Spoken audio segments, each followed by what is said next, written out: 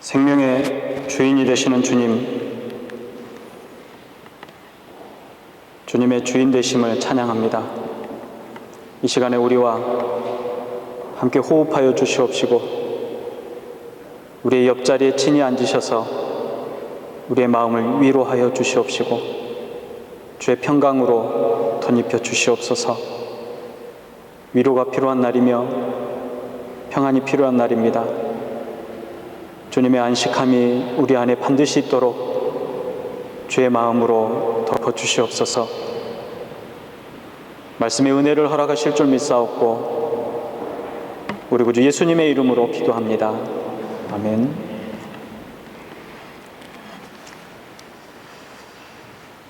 저는 유년 시절 부모님의 고향 완도에 살았습니다.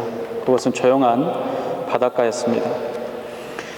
아주 어려웠던 때라 그때 주로 했던 일이라고는 산이나 들로 또 바다로 뛰어다니는 게 전부였습니다. 무엇보다도 재미있었던 일은 부둣가에 매어있는 배 위를 막 뛰어다니는 그런 일이었습니다. 배 위에서 놀 때 한 가지 주의해야 하는 일이 있습니다. 그것은 배를 메어놓은 밧줄을 절대로 풀면 안 된다는 것입니다. 아무 생각 없이 그 밧줄을 풀어버리면 처음에는 제자리에 가만히 있는 것처럼 보이는 배가 점점 부두와 멀어져 가게 됩니다. 그리고는 어느 순간 바다 한복판에 배가 떠 있게 되는 것이죠. 배에는 노가 있습니다. 하지만 제 키를 2배나 넘는 큰 노는 젓기가 쉬운 일이 아닙니다. 당황해서 평소 수영 실력을 믿고 바다에 뛰어든다면 걷잡을 수 없는 일이 발생하게 되는 것입니다. 배는 저만치 가버리고 가깝게만 보이던 부두는 실제로 너무 멀어져 버리게 되는 것이죠. 우리는 인생살이에서 갑자기 곤두박질 치는 사람들을 보고는 합니다. 그동안 잘 살았던 시절이 전혀 기억나지 않을 정도로 순식간에 모든 것을 잃고 마는 것이죠. 요엘 선지자는 비교적 큰 어려움이 없이 지내온 유다의 백성들에게 지금까지 한 번도 경험해보지 못한 큰 재앙을 당하게 될 것이라고 예언하고 있습니다.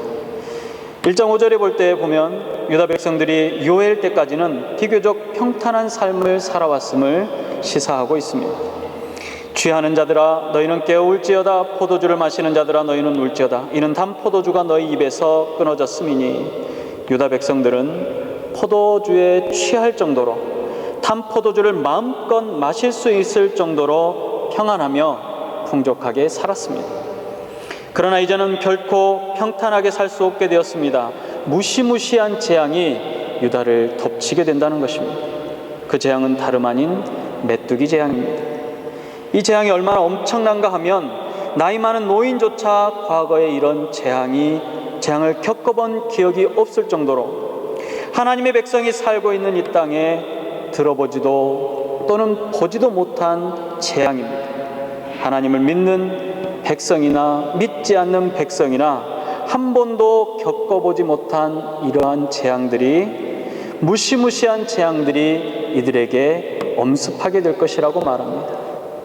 도대체 그 이유가 무엇이었을까요? 그것은 마치 유다 백성들이 장난기가 심한 어린아이처럼 그 메었던 밧줄을 제 마음대로 풀어버렸기 때문이라고 생각이 되어집니다. 하나님께서는 유다 백성에게 이렇게 말씀하셨습니다. 이 땅에서 너희가 원하는 대로 마음껏 살아라. 그러나 내가 너희에게 준 율법에 매어있는 그 끈만큼은 절대로 풀어서는 안 된다라고 말씀하셨습니다. 율법은 가나안 땅에 그들을 매어놓는 끈이었고 하나님의 은혜에 그들을 매어놓았던 끈이었습니다. 그들은 자기 나름대로 마음껏 장사할 수가 있었습니다. 또 농사를 마음껏 지을 수도 있었습니다. 집도 지을 수 있고 취미생활도 즐길 수 있었습니다. 그러나 하나님의 율법만큼은 파괴하지 말아야 한다고 말합니다. 하나님께서는 반드시 율법을 지킬 것을 명령하셨습니다. 그리고 하나님의 율법을 파괴하게 된다면 그동안 누리던 모든 축복을 걷어가실 것을 수많은 선지자를 통해서, 선지자들의 입술을 통해서 말씀하셨습니다. 요엘 선지자가 외쳤습니다. 늙은 자들아 너희는 이것들을 들을지어다. 땅의 모든 주민들아 너희는 귀를 기울일지어다. 너희의 날에는 너희 조상들의 날에 이런 일이 있었느냐? 요엘 선지자는 경험이 많고 지혜로운 늙은 사람들에게 이렇게 얘기했던 것입니다. 당신들이 지금껏 살아오면서 한 번도 보지도 듣지도 못할 일을 이제 내가 말하겠소. 또 세상의 어떤 사람도 들어보지 못했던 일들을 내가 이야기할 테니 이제 들어보시오. 어린아이들도 오고 되어질 일을 아이들이 커서 자기의 아이들에게 또 그 아이들이 또 커서 그들의 자식들에게 말해 주어야 할 놀라운 일들을 내가 이제 이야기하겠소. 이렇게 몰려든 사람들에게 선지자는 이야기합니다. 팥종이 남긴 것을 메뚜기가 먹고, 메뚜기가 남긴 것은 느치가 먹고, 느치가 남긴 것을 황충이 먹었도다 라고 합니다. 사람들을 잔뜩 불러놓고 긴장시킨 후에 이렇게 말합니다. 안타까운 사실은 저나 여러분이나 메뚜기의 무서움에 대해서 그다지 실감하지 못한다는 사실입니다. 메뚜기 하면 잡아서 가지고 놀았던 장난감 정도로 기억할 뿐입니다. 그러나 이 메뚜기의 재앙으로 온 유다를 풀 한 폭이 남기지 않고 다 쓸어버리겠다라고 지금 이야기하고 있는 것입니다. 6절이 말합니다. 다른 한 민족이 때 땅에 올라왔음이로다. 그는 강하고 수가 많으며 그 이빨은 사자의 이빨 같고 그 어금니는 암사자의 어금니 같도다 라고 말씀합니다.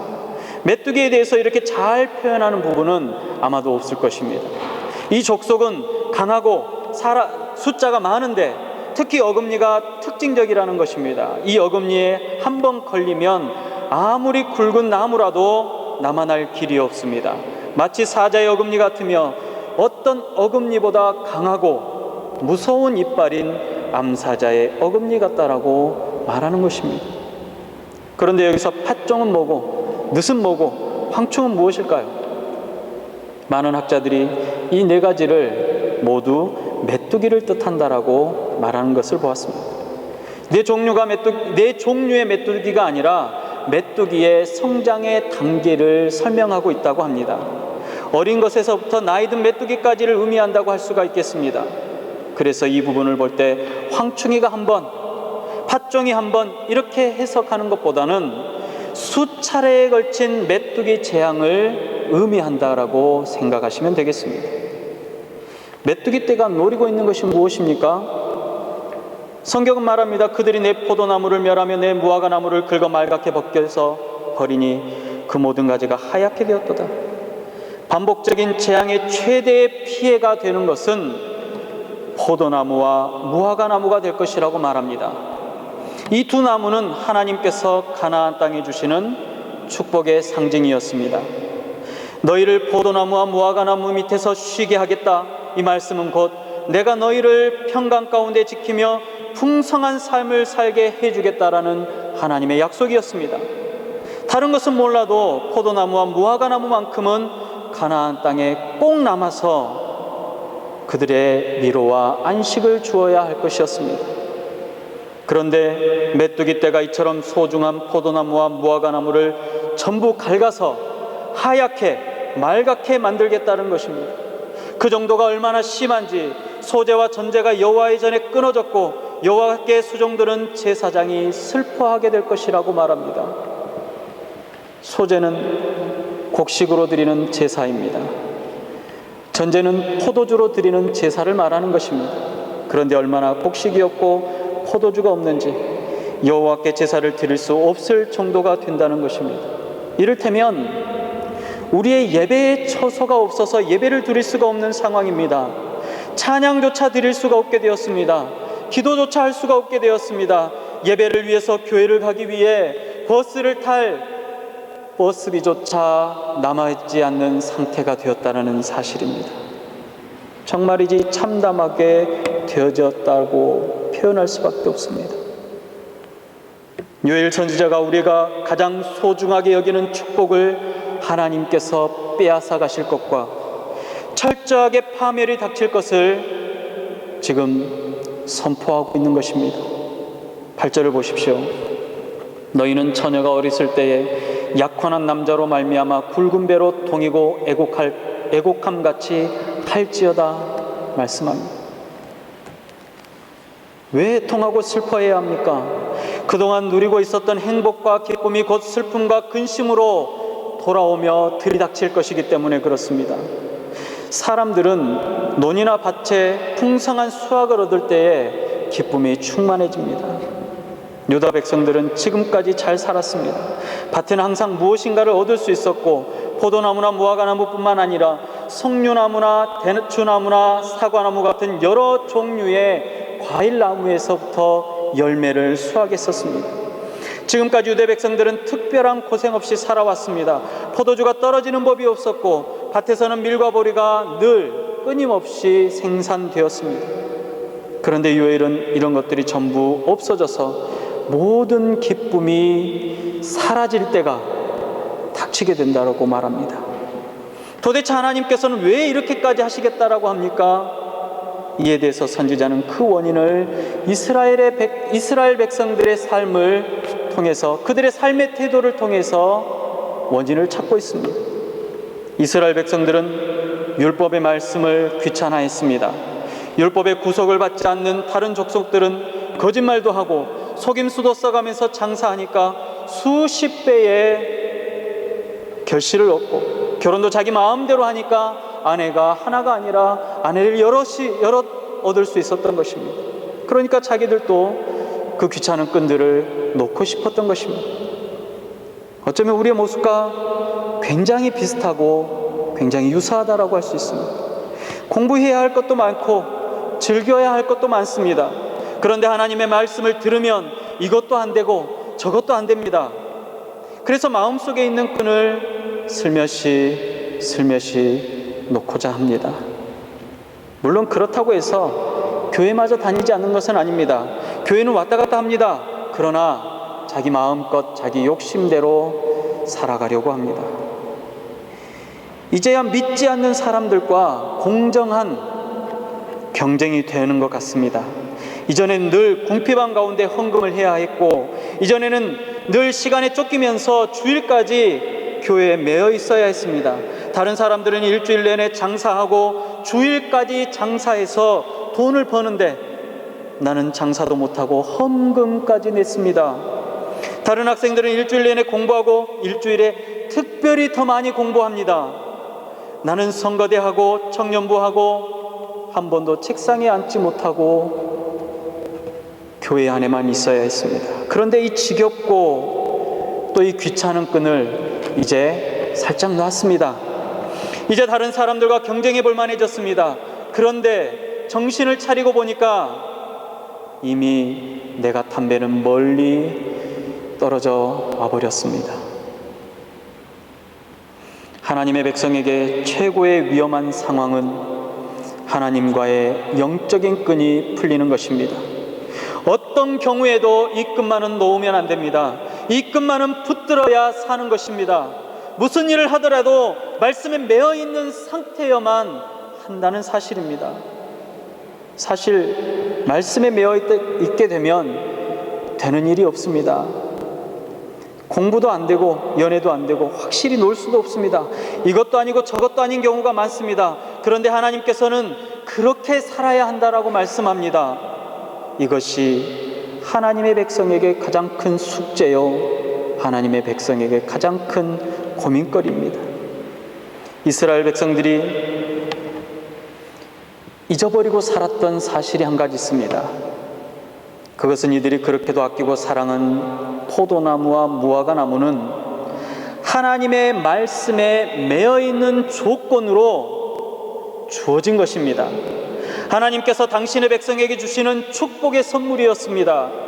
오늘 우리가 이렇게 살 수 있는 것은 하나님께서 우리를 붙들어 주시고 계시기 때문입니다. 그렇기 때문에 어떤 일이 있어도 하나님과 나와의 관계가 풀어져서는 안 된다는 이야기입니다.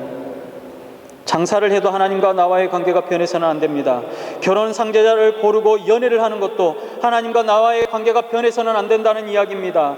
공부를 해도 내 마음대로 하는 것이 아닙니다. 하나님과 나와의 관계를 확인하면서 하는 것입니다. 내 마음대로 끈을 풀어버리면 결국 모든 것을 다 잃어버리고 맙니다. 우리 주변에는 말로만 교인이라고 말하면서 실제로는 거짓말도 잘하고 잘 속이며 남의 돈도 잘 떼어먹는 사람들을 봅니다. 겉으로 보면 그런 사람들이 더 잘 사는 것 같습니다. 그런데 요엘은 그가 탄 배가 지금 떠내려가고 있다라고 말하고 있습니다. 만약 그가 정말 구원받은 백성이라면 모든 것을 잃고 목숨 하나 달랑 건질 것입니다. 그러나 구원받지 못한 백성이라면 그 배와 함께 물에 휩쓸려 멸망하게 될 것입니다. 말씀의 끈을 풀어버린 백성을 하나님께서는 반드시 징계하시게 될 것입니다. 그래서 하나님의 말씀이 없이 잘 사는 것은 절대로 잘 사는 것이 아닙니다. 하나님의 말씀이 없이 성공하는 것은 절대로 성공하는 것이 아닙니다. 절대절명의 위기가 찾아오는 것이지 인생의 승리가 찾아오지 않습니다. 우리가 죄인임에도 불구하고 우리를 죄인 취급하는 설교를 즐거워하지 않습니다. 지금은 여러분의 삶은 하나님의 말씀에서 떠나 있습니다라고 설교를 해도 아무도 내가 설교 말씀처럼 하나님의 말씀에서 떠났다라고 생각하는 사람이 없습니다. 내 얘기라고 생각하는 사람이 없습니다. 자신이 움켜쥐고 있는 그 소중한 것이 과연 어떻게 될 것인가에 대해서 공격받지 않으면 꿈쩍도 하지 않습니다. 당신은 죄인입니다. 당신은 그렇게 하면 안 됩니다. 하나님께서는 그것을 원하지 않습니다.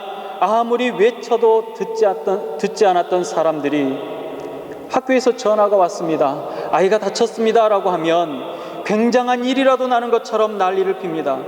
선생님이 학생들을 체벌하는 곳조차 두고 보려고 하지도 않습니다. 주식이 조금 오르고 내리는 일에 울고 웃습니다. 죄에 대한 설교에, 예수 그리스도의 십자가의 고난에 대한 설교에 대해서는 아무런 반응이 없던 사람들이 자신의 건강이 회복되어질 수 없는 상태에 이르렀다라고 하면 대성통곡을 하고 웁니다. 하나님의 말씀에는 시큰둥했던 사람이 자녀가 대학 시험에 떨어지면 온 동네가 떠내려가게 소리 지르며 울며 속상해합니다. 또 애주중지 사모은 주식이 주가가 폭락할지라 애통해하고 서러워합니다. 이렇게 애통하는 눈물은 무엇입니까? 분한 눈물입니다. 괴로운 눈물입니다. 그러나 그 눈물은 통한의 눈물이요, 애통의 눈물이요, 회개의 눈물은 아니라는 사실입니다. 유다 사람들이 그랬습니다. 미리 정신 차리라고 아무리 외쳤어도 눈 하나 깜짝하지 않았습니다. 농사가 잘 되고 있는데, 다른 수입이 착착 들어오는데 무서울 게 뭐가 있었겠습니까? 그런데 선지자가 무화과 나무와 포도나무가 다 죽어버린다고 하니까 충격받았습니다. 밀과 보리가 다 없어진다고 하니까 깜짝 놀랐습니다. 오늘 우리의 모습을 너무나도 생생하게 보여주는 말씀이 아니지, 말씀이라고 생각하지 않습니까? 얼마나 비슷하고 얼마나 흡사합니까? 세상 사람들과 그리스도인이 사는 원리는 엄연히 다릅니다. 세상 사람들은 제 마음대로 끈을 풀고 삽니다. 그리고 배가 어디로 가든지 어떻게 흘러가든지 아무런 관계없이 살 수 있습니다. 그러나 예수 믿는 사람들은 그리스도 안에 매어 있는 끈을 풀면 안 됩니다. 끈에 매인 상태에서 모든 일을 해야 합니다. 기도하면서 공부하고 성경을 읽으면서 장사하며 죄인지 아닌지 애매한 경우에는 부딪힐 때마다 고민하고 기도하면서 말씀으로 확인해가면서 살아야 한다는 것입니다. 그리스도인의 풍성한 삶은 눈에 보여지는 것에 달려있지 않습니다. 눈에 보이는 것들은 한순간에 날아가 버릴 수 있습니다. 물론 우리의 생활이 풍성한 것은 우리를 기쁘게 합니다. 우리로 하여금 즐겁게 하고 자랑스럽게 합니다. 생활에 여유가 있으면 아무래도 마음이 든든합니다. 그러나 이것들은 하나님과의 바른 관계에서 뒤따라오는 하나님의 선물입니다. 거기에 마음이 빼앗겨 믿음을 잃게 될 때는 그 선물을 잘라내서라도 바른 신앙을 회복해야 합니다. 하나님의 백성에게 물질의 풍요는 축복임과 동시에 시험입니다. 물질적으로 풍요한데도 겸손한 사람은 그것을 축복으로 알고 누리는 사람입니다. 그러나 그 물질의 풍요 때문에 교만해지는 사람은 이미 시험에 든 사람입니다. 승진을 했는데도, 잘 되었는데도 여전히 겸손하고 기도하며 매달리며 말씀을 붙드는 사람은 그의 인생의 복을 아름답게 누리는 것입니다. 그러나 승승장구하는 것 때문에 너무 바빠서 기도하지 못하고 교만해지는 사람은 바다 한복판에 떠있는 배에 올라서 있는 사람과도 같습니다. 선지자 요엘은 우리에게 큰 시련이 온다고 말합니다. 그 시련은 한 번에 그치지 않고 또 다른 시련을 몰고 온다고 말합니다. 하나님과의 관계가 회복될 때까지 계속해서 이 어려움이 우리에게 올 것이라고 말합니다. 한 번 어려움이 닥쳐서 지나간다고 해서 안심해서는 안 됩니다. 믿음의 사람들이 하나님의 말씀을 떠나 세상과 타협할 때 가장 무서운 것이 있습니다. 가장 두려운 일이 있습니다. 그것이 무엇입니까? 순간의 어려움이 지나갔다고 해서 곧바로 또 다른 어려움이 닥치지 않는다라는 것입니다. 곧바로 어려움이 닥치지 않으면 곧바로 어려움이 닥치면 정신을 차릴 텐데, 매번 어렵고 힘들면 늘 무릎을 꿇을 텐데 항상 그렇지 않다라는 것입니다. 어려운 상황은 지속되지 않습니다. 그러나 예배에는 벌써 그 징후들이 나타나기 시작합니다. 예배에 성령의 역사가 나타나지 않습니다. 예배를 드리는데 하나님의 음성을 더 이상은 들을 수가 없습니다. 눈물이 없고 감동이 없습니다. 찬양하는데도 생명력이 느껴지지 않고 회복시키시는 하나님의 은혜를 받지 못합니다. 성령의 위로함조차 느끼지 못합니다. 우리는 그런 예배를 무서워해야 합니다. 사람들은 부도가 난다든지 담보로 집이 잡힌다든지 전쟁이 난다든지 테러가 일어날 때에 깜짝 놀라고 그 재앙에 정신을 차립니다. 그러나 예배에 감동이 없어지고 생생한 하나님의 말씀을 듣지 못하는 것이 얼마나 무서운 재앙인지에 대해서는 생각하지 않습니다. 이것이 얼마나 무서운 일인지 모릅니다. 우리가 정말 무서워해야 될 재앙은 말씀을 듣고 싶은데도 하나님의 생생한 말씀이 들리지 않는 것입니다. 예배를 드려도 눈물이 나오지 않고 찬송을 불러도 기쁨이 없는 것을 말합니다. 더 무서운 재앙이 바로 이것입니다. 오늘날 우리가 드려지는, 하나님께 드리는 이 예배에 아무런 감동이 없이 드려집니까? 주일이니까 그냥 습관적으로 드리고 있습니까? 그 예배에 하나님의 음성이 어디에 있습니까? 기쁨이 어디에 있고 눈물이 어디에 있고 회개의 감동이 어디 있으며 하나님의 은혜가 충만합니까? 이것은 경제적인 메뚜기 재앙보다 더 무서운 영적인 메뚜기 재앙입니다. 영적인 메뚜기들이 나와 내 가정을 계속해서 갉아먹을 것입니다. 그런데도 깨닫지 못하는 이유는 바로 세상의 미련을 버리지 못하고 있기 때문입니다. 모든 게 풍족한 21세기에 전 세계 3명 중 1명은 하루에 한 끼도 먹지 못합니다. 자기 나라를 포기하고 가방 하나만 들고 모든 위험을 감수하며 난민이 됩니다. 이제는 또다시 경제의 어려움에 살 길이 막막하다고 말합니다. 다른 사람을 미워하고 테러를 합니다. 테러를 당합니다. 슬퍼하고 괴로워합니다. 경제가 어렵고 살 길이 막막하고 이러한 일로 애통하고 통곡하는 것입니다. 우리가 하나님과의 관계가 회복되어지지 않으면 이런 어려움들은 앞으로도 쉬지 않고 계속해서 올 것입니다. 그렇다면 유대민족에게 요엘은 어떻게 하라고 말합니까? 유일한 길을 제시하고 있습니다. 제사장들아, 너희는 굵은 배로 동이고 슬피 울지어다. 제단에 수정되는 자들아, 너희는 울지어다. 내 하나님께 수정되는 자들아, 너희는 와서 굵은 배 옷을 입고 밤에 새도록 누울지어다. 이는 소제와 전제를 너희 하나님의 성전에 드리지 못함이로다. 너희는 금식일을 정하고 성회를 소집하여 장로들과 이 땅의 모든 주민을 너희 하나님 여호와 성전으로 모으고 여호와께 부르짖을지어다라고 말합니다. 맞습니다.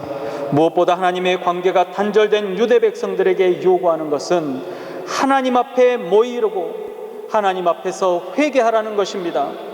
하나님은 모든 거민들을 몰수히 모으라고 성경에 말했습니다.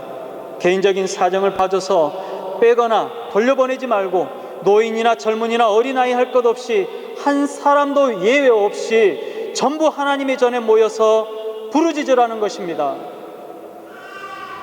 포도나무와 무화과나무가 없어졌다고 부르짖지 말고, 밀과 보리가 없어졌다고 부르짖지 말고, 자신들 가운데 은혜가 사라지고 성령의 역사가 소멸되는 일을 놓고 부르짖으라는 것입니다. 이제보다 분명해졌습니다. 우리가 해야 할 일이 있습니다. 살려달라고 외치는 것입니다. 배가 막 떠내려가고 있습니다. 누가 듣고 있으면 나 좀 살려주세요. 제가 좀 위험하거든요. 이렇게 하면 누가 듣겠습니까? 이렇게 소리치는데, 이렇게 속삭이는데 누가 반응하겠습니까? 옷을 벗고 흔들면서 사람이 보이지 않든 보이든 살려달라고 외쳐야 한다는 것입니다. 체면 생각에서 조그마한 소리로 중얼거리는 것이 아닙니다. 창피한 것도 무릅쓰고 위험이라고 써서 책상에 붙여두고 냉장고에 딸기 자석에 붙여놓고 기도하는 것입니다. 하나님 도와주십시오라고 외치는 것입니다. 그러면 하나님과의 관계가 회복되어지는 역사가 나타날 것입니다. 하나님과의 관계가 회복되면 성령의 충만한 인생이 되어질 것입니다. 오늘 성경은 우리에게 말씀합니다. 하나님의 말씀에 매여야 된다라고 말합니다. 그러면 된다는 것입니다. 매여 있는 줄을 풀어서는 안 된다고 말합니다. 그러면 되는 것입니다. 하나님의 말씀 안에서 공부하고, 하나님의 말씀에서 장사하고, 하나님의 말씀 안에서 이웃과 관계해야 한다고 말합니다. 어떻게 해서든 하나님의 은혜를 잊어버리지 마시기 바랍니다. 잃어버리지 마시기 바랍니다. 예배에서 은혜를 잃으면 몇 번 파산하고 고칠 수 없는 암, 선고를 받는 것보다 몇 천 배, 몇 만 배 무서운 일이 우리 앞에 재앙으로 닥치는 것입니다. 우리는 하나님 앞에 겸손하고 정직하게 나아가야 합니다. 오직 하나님 앞에 내 속에 있는 것을 전부 내어놓고 부르짖으시기 바랍니다. 여호와 하나님께서 우리를 그의 의로운 손에 들어서 축복의 안전한 것으로 인도하실 것입니다. 기도하겠습니다.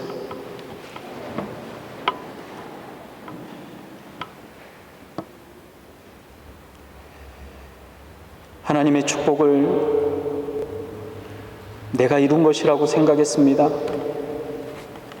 지금까지 달려온 이 길이 내가 잘해서, 내가 열심히 해서, 내가 노력했기 때문에 내 능력으로 이루었다라고 생각했습니다. 용서하여 주시옵소서. 이 모든 것이 하나님의 은혜였습니다. 이 모든 것이 하나님의 복이었습니다. 이 모든 것이 하나님의 지극한 사랑이었음을 고백합니다. 감사합니다. 이 감사와 감격이 잊혀지지 않게 하여 주시옵시고, 내가 누구인지 분명히 기억할 수 있도록 아버지 하나님 늘 일깨워 주시옵시고, 세상이 어지럽습니다. 처처에 기근이 있습니다. 전쟁의 일들이 너무나 많습니다. 내 주변에, 내 옆에서 일어나는 일들이 끔찍하고 소름 끼치며 불안하고 괴롭고 안타깝습니다. 이러한 일들을 바라보면서 그저 세상에 일어나는 일이라고 생각하지 아니하고 하나님께서 우리에게 주시는 사인으로 받아들이며 내 자신을 다시 한번 돌아볼 수 있는 은혜를 허락하여 주시옵소서. 팥종이, 늦이, 황충이, 메뚜기가 내 삶을 갉아먹을지라도 그보다 더 무섭고 그보다 더 두렵고 떨리는 일은 하나님과의 관계가 끊어지는 일임을 깨닫게 하여 주시옵소서. 다시금 우리의 신앙을 돌아보며 회개하는 심령으로 하나님 앞에 무릎을 꿇고 조아리는 주의 백성들의 머리마다 하나님 은혜 허락하여 주시옵시고 하나님이 성령의 은혜를 허락하여 주실 때에 회복되어지는 은혜가 있게 하여 주시옵소서. 승리케 하시는 주의 은혜가 있어지도록 허락하여 주시옵소서. 예수님의 이름으로 감사하며 기도드리옵나이다. 아멘.